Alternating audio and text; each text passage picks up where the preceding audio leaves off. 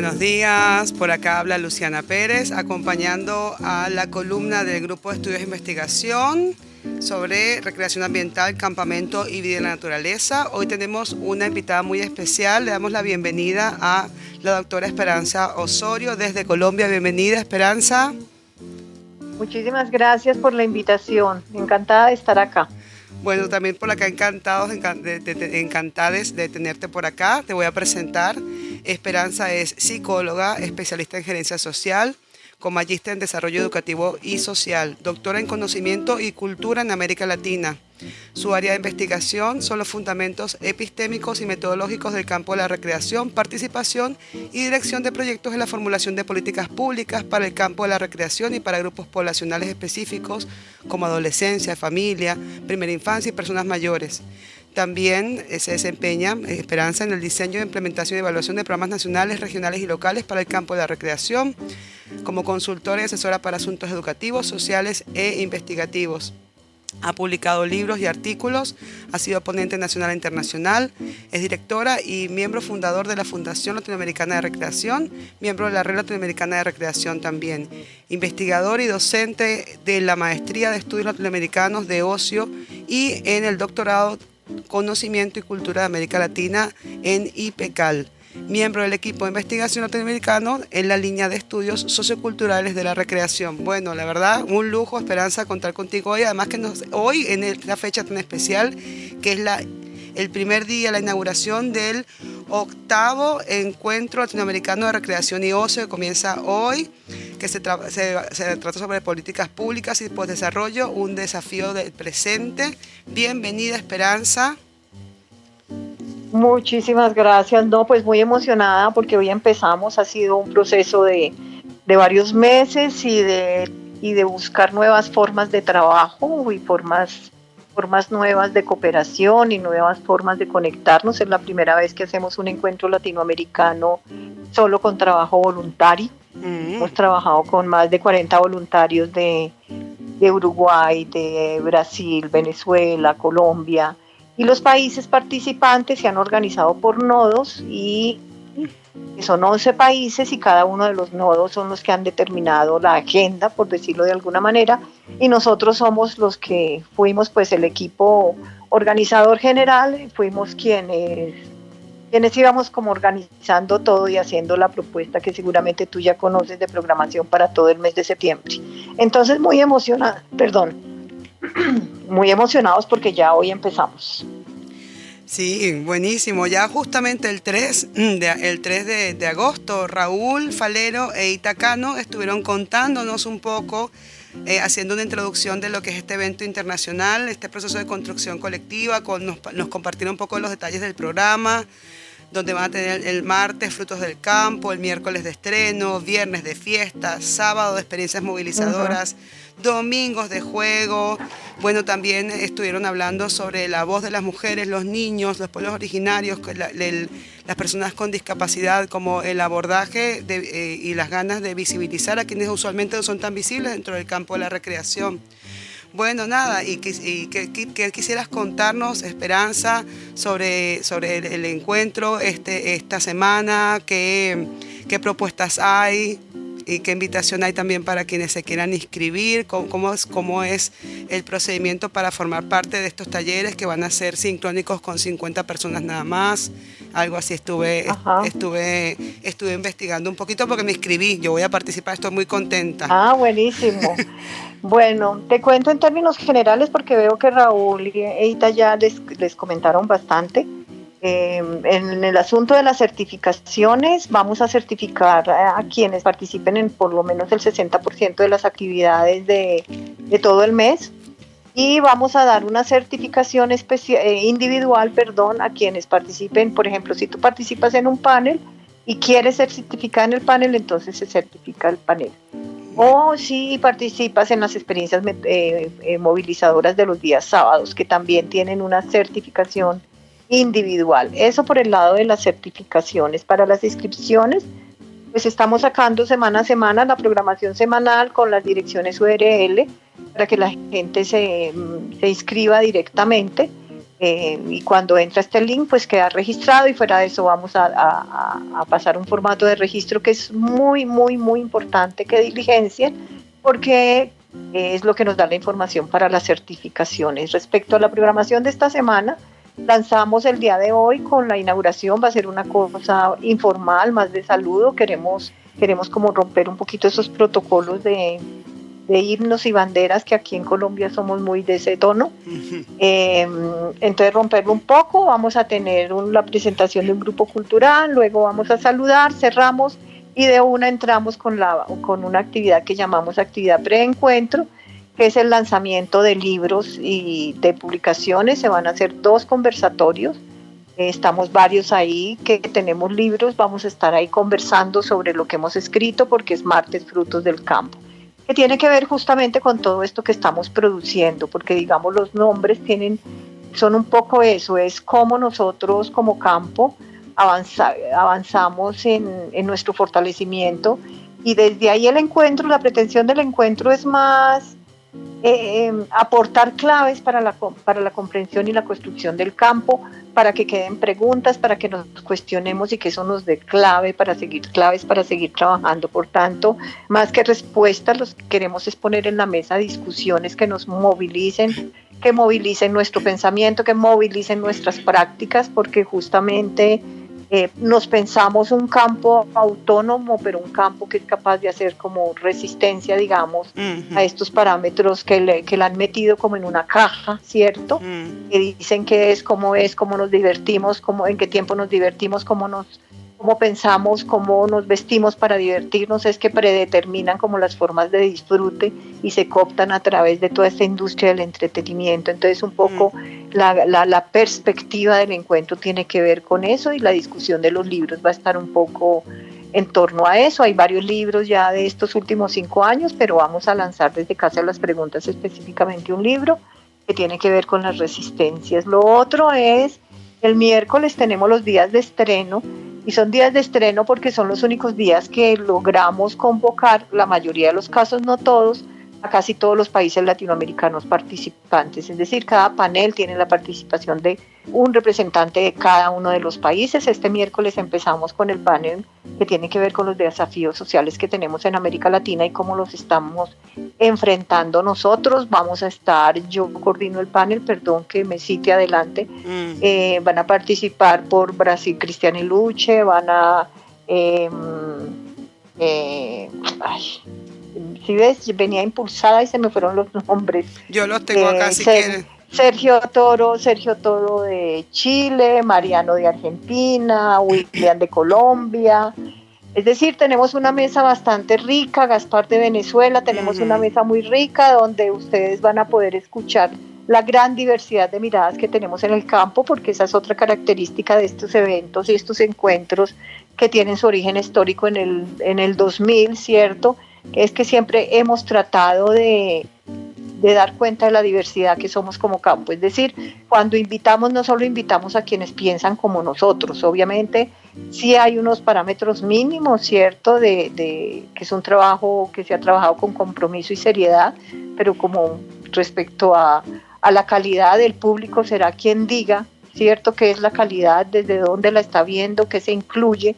Porque justamente siempre han sido otros los que dicen que se incluye en el campo de criterios que otros ponen. Entonces, la idea es que nosotros como campo sea quienes nos construyamos. En este panel un poco hay una mirada bastante diversa. La pregunta central que nos estamos haciendo y es cuáles son, que frente a los desafíos sociales en América Latina, cuáles son los criterios y las estrategias que como campo nosotros vamos a diseñar, implementar, desarrollar para construirnos y para poder cumplir con ese propósito que tenemos de generar transformaciones en América Latina. Perdón, voy a estornudar.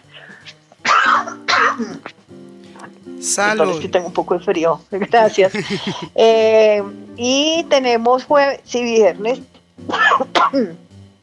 el coloquio del hacer de la Universidad Federal de Minas Gerais, que fue que se aliaron con nosotros, es decir, no solo se aliaron gestionando la presencia de personas de Brasil, de investigadores, de profesionales de Brasil en todos los espacios del encuentro latinoamericano de recreación, sino que además incluimos en nuestra agenda este coloquio que nosotros vamos a retransmitir. Entonces están invitados 2 y 3 de septiembre en las horas de la tarde, 6 de la tarde hora Colombia, 6 de la tarde hora de ellos, o sea 4 de la tarde hora Colombia.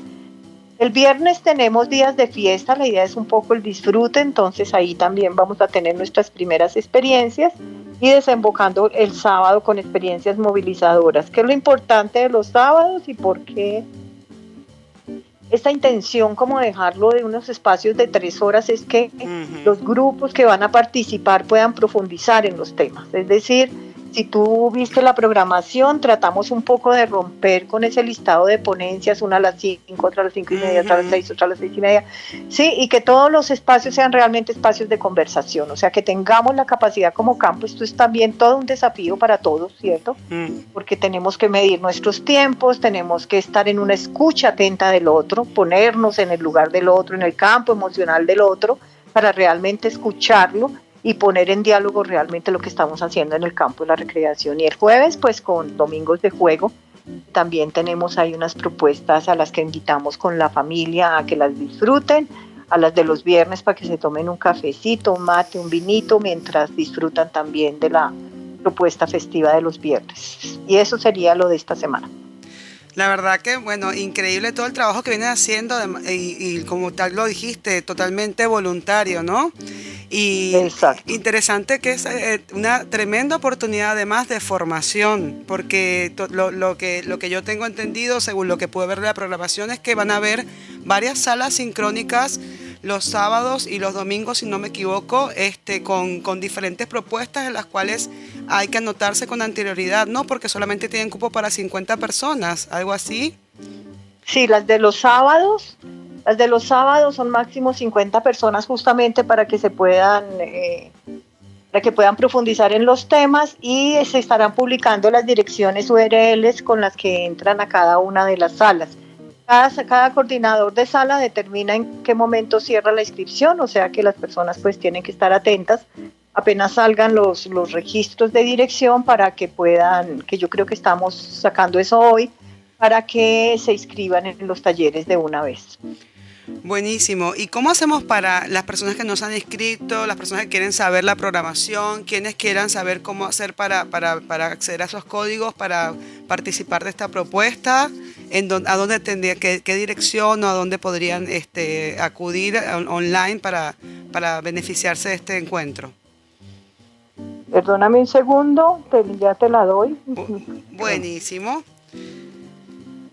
La verdad que bueno, es como, hay días que yo estuve viendo la programación, tuve el privilegio de verla, creo que ya estaba publicada, me la compartió Raúl, y era como, había días que quería sacarme un clon porque era como, bueno, con mi compañero nos repartimos, porque la verdad que son cosas bien interesantes simultáneas. Hay incluso propuestas de danza, de creación musical, del ritmo, realmente interesantísimas y súper enriquecedoras para quienes estamos, para cualquier persona, ¿no? Porque el campo de la recreación es para todos y todas, pero también para quienes estamos en relación con la docencia o con vínculos y coordinación de grupos, realmente muy bien, nutrirse con una batería de recursos y estrategias que te permiten enriquecer también tu trabajo y tu quehacer, ¿no? Sí, es la idea, porque además hubo como una apuesta, le mandé al correo de Sol la dirección completa. Buenísimo. Hay una apuesta que es hacer visibles a muchos actores, ¿no? Por eso tenemos semilleros, que eso es el martes de esta semana, de la próxima semana. Tenemos gente que tiene emprendimientos en el campo, pero también como hay participación de muchas universidades, porque lo que quisimos justamente fue hacer que hubiera convergencia, no solo de la academia, que usualmente son quienes organizan y participan en este tipo de eventos, sino gente que hace trabajo de campo, ¿cierto? Que son quienes van a estar, por ejemplo, los viernes, los domingos, en experiencias movilizadoras, pero también en algunos de los paneles, y como te digo, hay uno de emprendimiento.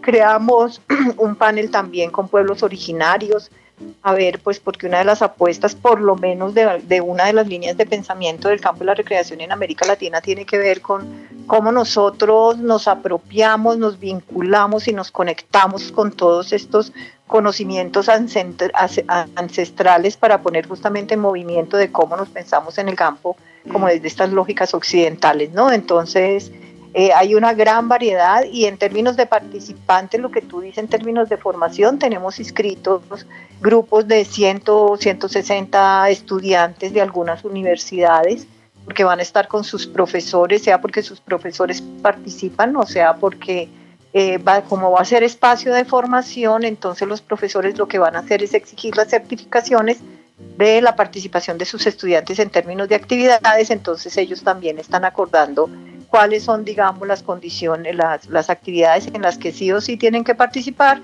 para ser certificados y para ser vinculado eso a la clase, y las actividades en que allá voluntariamente e individualmente un estudiante quiere participar. Entonces, por eso también es un espacio, digamos, muy rico en estos términos, y creo que también va a movilizar mucho a los estudiantes porque, decía yo a un profesor, no todos los días un profesor tiene la oportunidad de poner a conversar a sus estudiantes con 11 países y con 11 miradas sobre lo que hace o en lo que se está formando profesionalmente. Totalmente, la verdad que sí. Y bueno, y que también qué valioso que los docentes estén también al tanto e involucrando a sus estudiantes dentro de esta propuesta, ¿no? Porque realmente Exacto. es una oportunidad increíble. Vi que había un día que había juegos también de cómo jugamos en Chile, los juegos originarios de Chile, juegos Sí, originarios de México, de Colombia, creo también. Me siento muy contenta de ver ahí sí. también a Venezuela. Yo crecí en Venezuela, viví 30 años allí, así que me llenó el corazón saber que están ahí también presentes. Y bueno, la verdad nada, lo que quieras compartirnos, Esperanza, con respecto a por qué es importante, a pesar de que estamos en este momento de pandemia, de este momento en el cual se nos llama a que llevemos a la virtualidad la mayor cantidad de las actividades, y cómo estamos la mayoría de las personas que trabajamos en docencia desprovistos totalmente de lo que tiene que ver con las herramientas virtuales. Y quería también preguntarte si ustedes van a apostar también a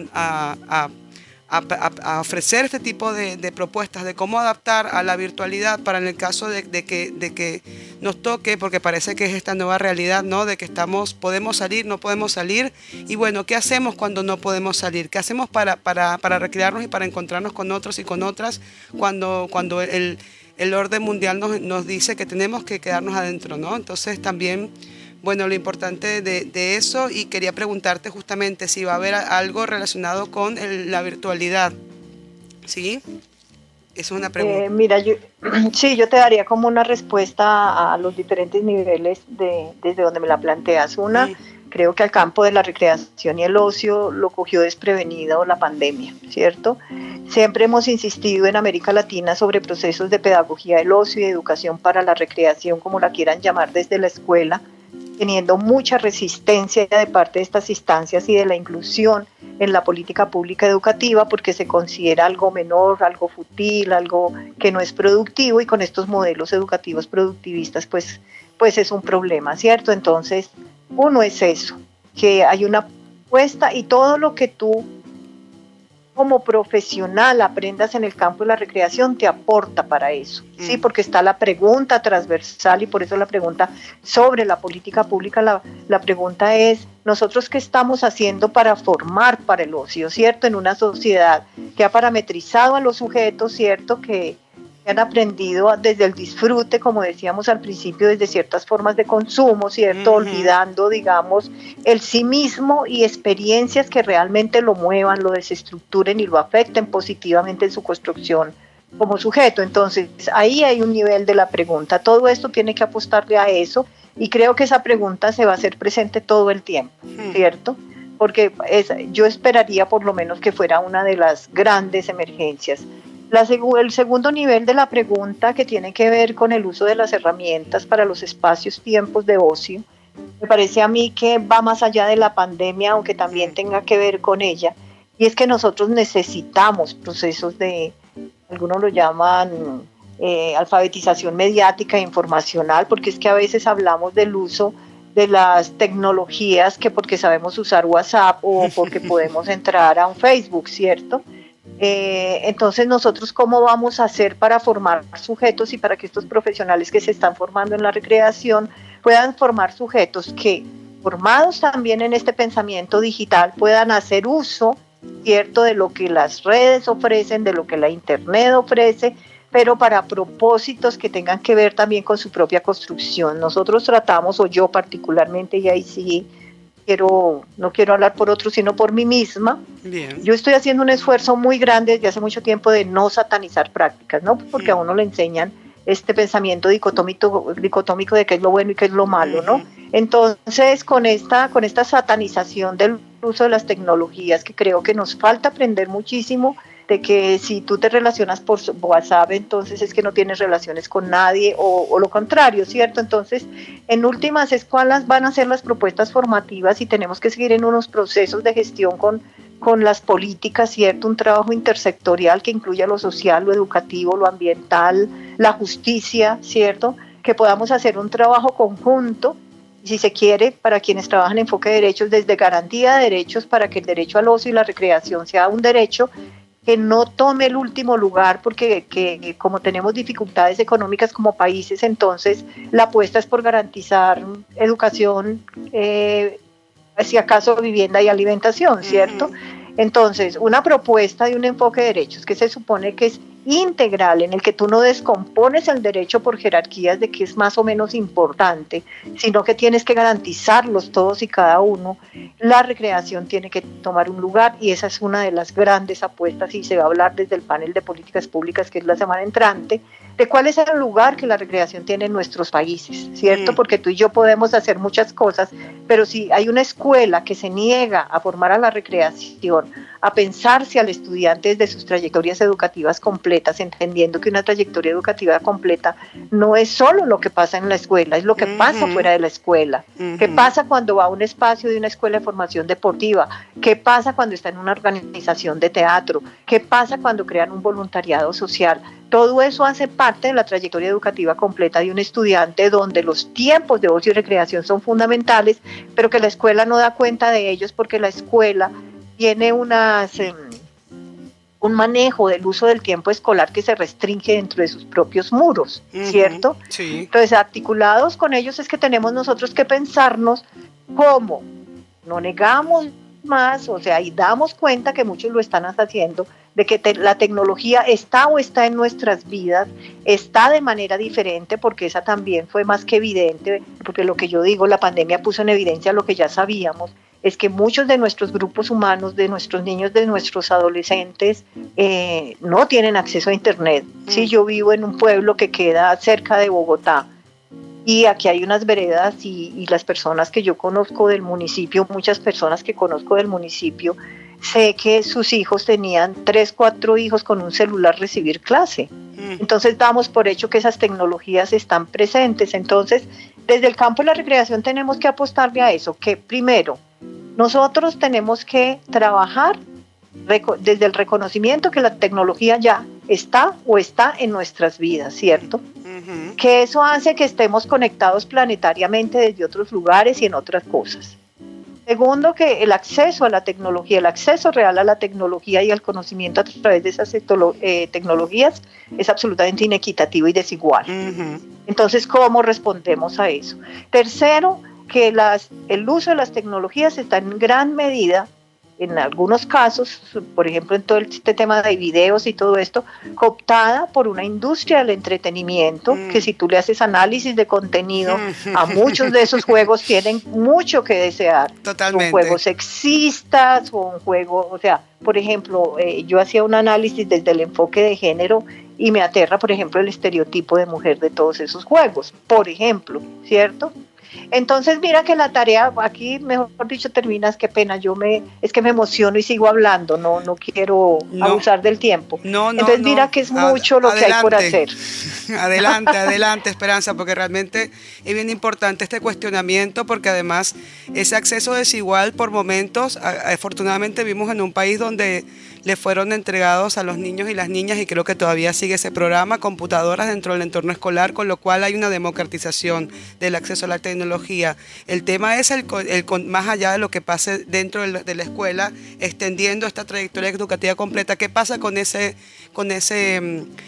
dispositivo electrónico que te conecta con contenidos que no pasan por filtros, ¿no? Y que justamente que no hay un filtro, y que hay como digo, una canilla libre de cosas y de enganchados de videos y de cosas que terminan siendo por momentos aterradoras. Yo estoy completamente de acuerdo contigo con el rol de la mujer.